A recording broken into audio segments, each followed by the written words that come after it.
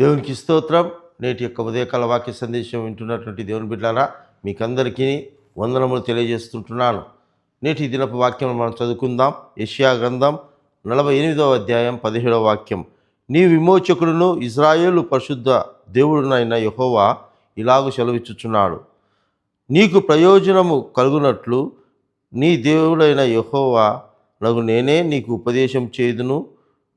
నీవు నడవలసిన త్రోవను నిన్ను నడిపించును. ప్రియమైనటువంటి దేవుని బిడ్డలారా, దేవుడు ఒక చక్కటి వాగ్దానములు యొక్క ఉదయకాలంలో మనకు దయచేస్తుంటున్నాడండి. దేవుడు మనకు విమోచకుడుగా ఉంటాడు, అంటే మనల్ని విడిపించేవాడుగా ఉంటానని వాగ్దానం సెలవిస్తూ ఉంటున్నాడండి. మనం మన జీవితాల్లో ఏ బలహీనతల చేత, ఏ చెడు వ్యసనాల చేత, ఏ బంధకాల చేత, ఏ సమస్యల చేత కదలలేక నడవలేక దిక్కుతోచని పరిస్థితులలో ఆలోచనలు లేనటువంటి ఎలా వెళ్ళాలనో, ఏమి చేయాలనో, ఏమి మాట్లాడాలనో, ఎవరిని కలవాలనో అని తెలియనటువంటి కలవరమైన స్థితిలో, గందరగోళమైన పరిస్థితిలో ఒకవేళ ఎవరైనా ఉన్నట్లయితే దేవుడు సెలవిస్తూ ఉంటున్నాడు, నీ విమోచకుడును. అంటే నిన్ను ఏ సమస్యలు అయితే ఉంటున్నావో, ఏ పరిస్థితిలో ఉంటున్నావో నిన్ను నేను విడిపించి నీకు నేను రక్షణ ఇస్తాను. అంతేకాకుండా నీకు ప్రయోజనం కలుగునట్లుగా నీకు ఉపదేశము చేసి నీవు నడవలసిన మార్గములో అంతట్లో కూడా ఆయన తోడుగా ఉంటానని, ఆ మార్గం అంతట్లో నిన్ను నడిపిస్తానని దేవుడి యొక్క ఉదయకాల వాగ్దానం చేస్తుంటున్నానండి.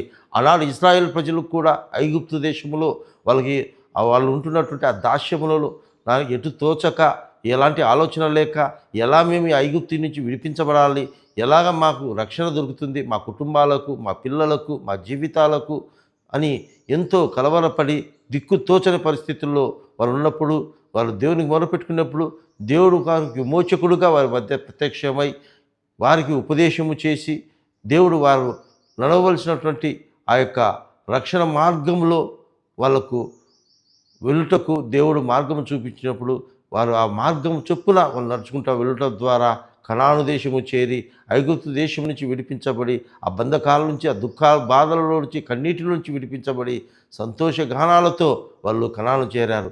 అదే రీతిగా ఈ మాట వింటున్న మన జీవితాల్లో కూడా మనము కూడా దేవుని యొక్క ఉపదేశాన్ని అంగీకరించి ఆయనే మన విమోచకుడు, రక్షకుడని గ్రహించి మనం ఏ పరిస్థితిలో ఉంటున్నామో వాటన్నిటి నుంచి కూడా విడిపించగలిగిన శక్తి కలిగిన దేవుడని నమ్మి మనము కూడా ఆయన అధికారం కింద, ఆయన మా ఉపదేశం కింద నడిచినట్లయితే మనం వెళ్ళు మార్గం అంతట్లో కూడా దేవుడు మనకు క్షేమాన్ని, సంతోషాన్ని, సమాధానాన్ని దయచేస్తాడు. కనుక మనమందరం కూడా ఆయన ఉపదేశాన్ని అంగీకరించినట్లుగా, ఆయన చూపించే మార్గంలో వెళ్ళుటకు మనమందరం కూడా ఆ రీతిగా ఒప్పుకున్నట్లుగా పరిశుద్ధాత్మ దేవుడు మనందరికీ సహాయం చేయునుగాక. ఆమేన్.